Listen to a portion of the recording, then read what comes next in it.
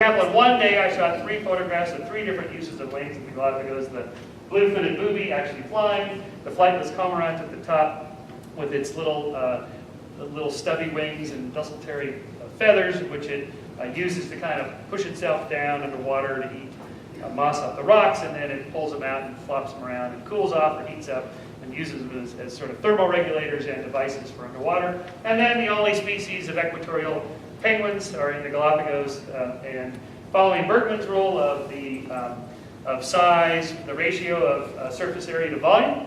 That is, the bigger your body, the more volume you have for your surface area, so you can retain heat. So it's good to be big where it's cold, and thin and smaller where it's hot. So those huge emperor penguins you see in the movies in Antarctica are now these tiny little things that are about that big, and they use their wings like submarines for scooting through the water.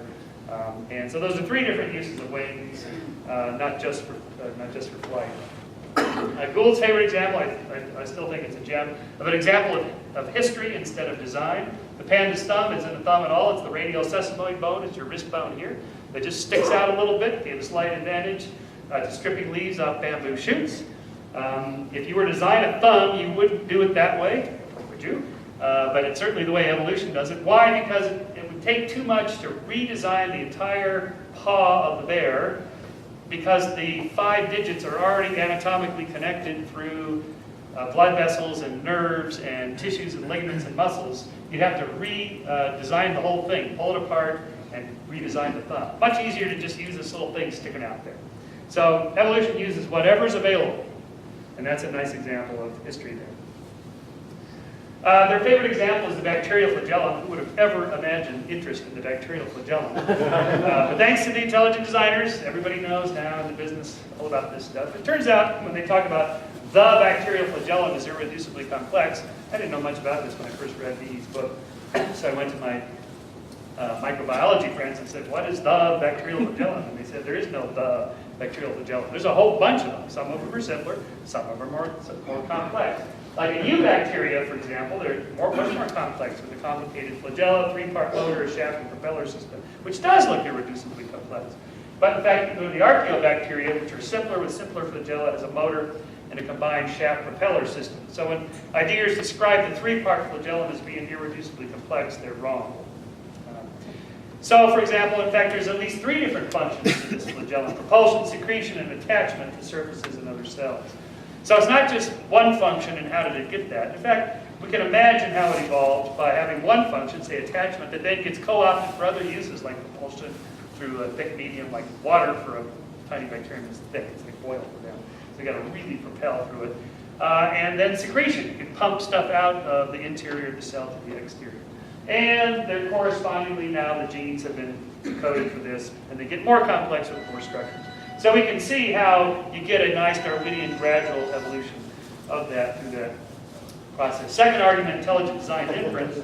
Of course, in 1976, when the Viking photographed the base on Mars, all the UFO people got excited about our monumental architecture on Mars. The Martians are sending us a signal.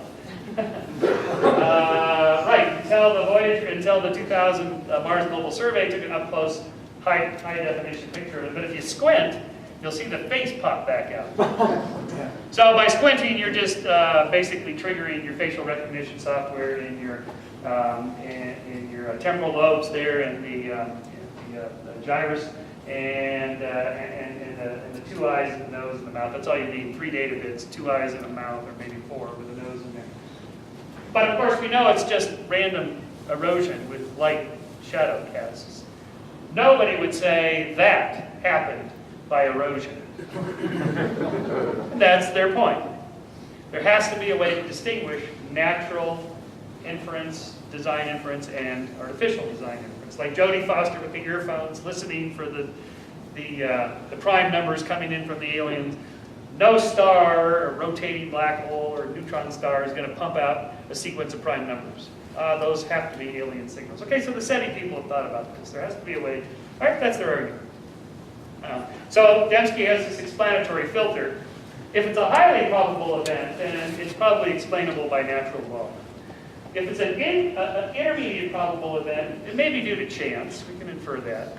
But if it's a specified, small probability, very low chances of it happening with a very specified kind of information, that's probably due to design, not by chance. That's the explanatory filter. Okay, here's the problem with it.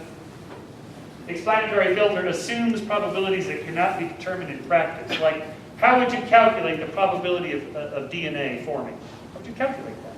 I mean, you could sort of come up with some algorithm, but you could then infer that that comes from RNA, which is what we think it does. So then you'd have to be applying this probability argument to RNA and so on, and that's already done in a way, showing how it happens naturally from the bottom up. So it doesn't get you there. Anyway, to eliminate all necessity and chance explanations, assume that we know all the configurations of them, and we don't. For any of these natural problems, we just don't know what any of those are to be able to eliminate them or not. In any case, intelligent design is not simply the elimination of necessity and chance. You have to actually have something positive in favor of your argument, not just eliminate the other arguments. And so by the logic of the explanatory filter, we should apply it to the design's designer. Necessity and chance are rejected for the design's designer. The conclusion is that the design's designer was designed, and there we go again. So the ultimate answer for the design difference is to have a cogent theory of natural design, which we have. We're used to languages being designed from the bottom up. Nobody designed English to sound like it does today 500 years ago, where I live in Southern California, use the word like every 3 words. This is an evolved process. Markets are designed from the bottom up. You can't design them from the top down. And when you try to, look what happens. Big mess. The universe itself is self-organized emergent property of hydrogen and oxygen for water. Consciousness is self-organized emergent property of billions of neurons. And complex life, the cells that you and I are made out of, these eukaryotic cells, are composed of these simpler prokaryotic cells. These are all complex designs emerging naturally from the bottom up. And then finally, the fine-tune entropic principle. This, in my opinion, is their best argument that they have. That it sure looks like the universe was sort of set up to create design complex systems based on these 6 numbers. Mark Rees he's not an intelligent design creationist, not even close, but his book is often quoted by them because he's the astronomer royal. Just 6 numbers. The 6 numbers are omega, which is 1, the amount of matter in the universe. If it was greater than 1, it would have collapsed long ago, too much gravity. And if it was less than 1, there wouldn't have been enough stuff to even form stars and galaxies. Epsilon, 0.007, how firmly atomic nuclei bind together such that if it were 0.006 or 0.008, matter could not exist as it does. D, dimensions, number of dimensions has to be 3. You can't have a 2-dimensional dog. It would fall apart if the... and 4D could not exist in the real world. That's what he's saying anyway. And 36, the number n, 10 to the 36, is the ratio of the strength of gravity to that of electromagnetism, such that if it had just a few less zeros, the universe would be too young and too small for life to evolve. You have to have a universe old enough to have n generation stars to create the elements inside the stars that make up our planet and us and the stuff that we're made out of. So it takes a while. It takes billions of years. And if it's too small, then it's going to be too young, and that's not going to get you there. Q, 1 divided by 100,000, the fabric of the universe, such that if it were smaller, the universe would be featureless, or larger, the universe would be dominated by giant black holes. So, again, you need stars and planets, or you can't have life. And then finally, lambda 0.7, the cosmological phenomenon, or the anti-gravity force that is causing the universe to expand at an accelerating rate, such that if it were larger, it would have prevented stars and galaxies from forming. Okay, these are the 6 magic numbers. It sure looks like a setup, like somebody tuned the knobs just right. Okay, that's a good argument. How do we respond to that? Well, first of all, the universe isn't so finely tuned. There's only a few regions of the universe that are hospitable to life, and of these few, only for a brief history.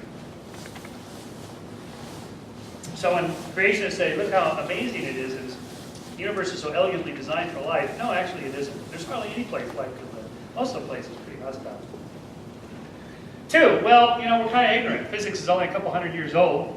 Maybe we just haven't thought of different ways, different kinds of physics that could give rise to life. Different universes or different configurations of the laws and concepts of our universe could produce a different kind of life. As Carl Sagan liked to say, we are carbon chauvinists. That is, we just can't think of how it